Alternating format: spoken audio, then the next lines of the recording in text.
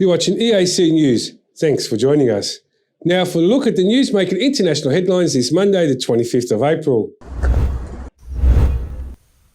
Vehicles were left burnt out and fuel pooled on the ground in Nigeria's Imo state on Sunday, following an overnight explosion at an illegal oil refining depot. The State Commissioner for Petroleum Resources, Goodluck Opaya, said that more than 100 people were killed in the explosion, remarking that they were burnt beyond recognition. The Commissioner for Environment of Imo State, Cyril Duru, said mass burials would be necessary to stop any outbreak of disease, adding that it was not possible to identify the dead due to the condition of the bodies after the blast. The Nigerian Red Cross Society was on the scene on Sunday to assess the extent of the damage. The explosion had destroyed a section of the Abezi Forest, which straddles the border of Ohaji Egbema local government area of Imo State with Rivers State. Nigerian President Muhammadu Buhari said in a statement that he would intensify the clampdown on illegal refineries after what he described as a catastrophe and national disaster. Unemployment and poverty in the oil-producing Niger Delta have made illegal crude refining an attractive business, albeit with deadly consequences. Crude oil is tapped from a web of pipelines owned by major oil companies and refined into products in makeshift tanks. Government officials estimate that Nigeria, Africa's biggest oil producer and exporter, loses an average of 200,000 barrels of oil per day, more than 10% of production, to illegal tapping or vandalizing of pipelines.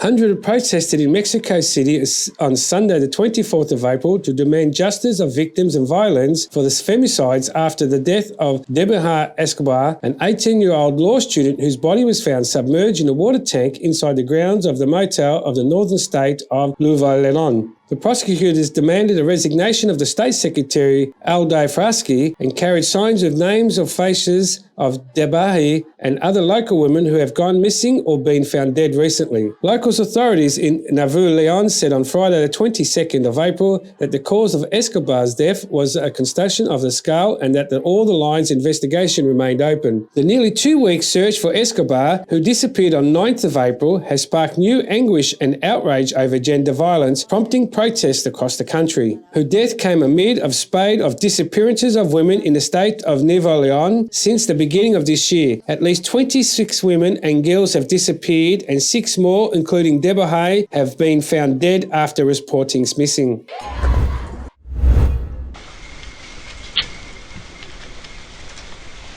Con này tầm khoảng 60 tí.